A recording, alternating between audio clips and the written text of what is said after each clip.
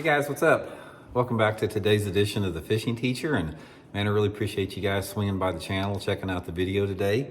We're going to be talking about, guys, a black and chartreuse jig. When the black and chartreuse will outproduce any other color. This is has been one of my favorite colors for decades, and it's a really good lure to catch a big bass on. So I'm sort of going to go over the ideal scenario to use the black and chartreuse in. I think it's going to help you guys catch some good fish coming up over the next year. Also, guys, just a quick reminder, I just wanted to let you know about the big spring fishing sale that Tackle Warehouse has. They have a bunch of stuff on the website there, 25-30% off on a bunch of different items that they offer at Tackle Warehouse. If you guys are looking to stock up for this spring for fishing season, if you can use the link I put in my description, my Tackle Warehouse link, that's a good way to support the channel. So I'll include that link in the description of the video. Much appreciated. Okay, guys, I have been a fan of the black and chartreuse forever. Man, I've been using this. The very first time I started using it was probably in the early 80s, because what happened was when I started jig fishing back in the 70s, you didn't have any of the secondary colors out there. The jigs came in either solid black or solid brown. Most of the time, it was just solid black. And it wasn't until the early mid 80s where you started to get some secondary colors like chartreuses and blues. And guys, once the chartreuse came out, it became a big hit. A lot of people back then, that's all they fished with jigs. We didn't have soft plastics like we do now. So when people were flipping and pitching, they used jigs almost 100% of the time.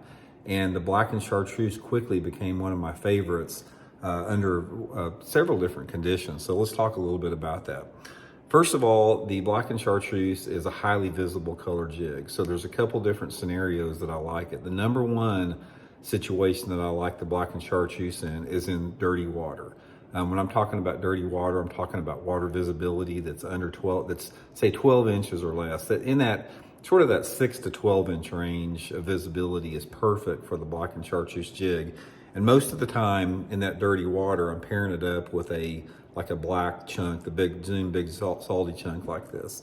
The chartreuse and the black or against the black chunk here, this really is a standout color in off-colored water.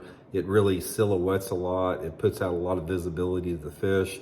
And this is just a excellent color in those situations out there where you have dirty water.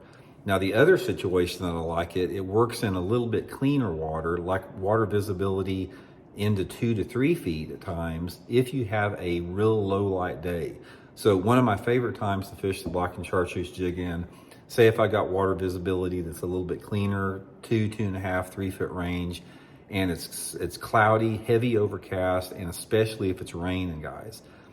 One of the biggest pieces of advice I can give you on rain, if it's raining and you're on some type of a flip and bite, go to a black and chartreuse jig. There's something about when it's raining and you have water visibility between 1 to 3 feet, there's not a better color out there. It really stands out in those low light conditions, and caught a ton of good fish with it out there. Now, I'll match it up with some different color trailers out there. Sometimes I'll put a blue trailer on it, which works pretty good on there. Sometimes I'll put a brown trailer, but my favorite by far is the black with the black and chartreuse jig there. And it's old school, man. Most of the time when I'm fishing this setup, I'm using it on flip and stick, 25-pound test line, pitching and flipping it around heavy cover. And if you can get them to hit a black and chartreuse jig also, guys, it'll produce a larger average fish. It's like out of all the jig colors that I fished, if they bite the black and chartreuse, the fish are like a half a pound to a pound larger on average.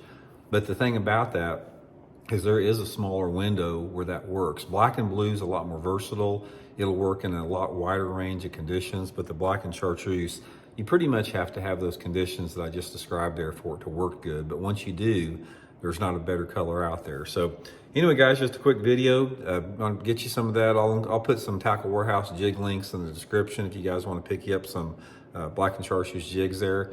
It's just a good way to catch some good fish. So hope it helps out. We'll talk later.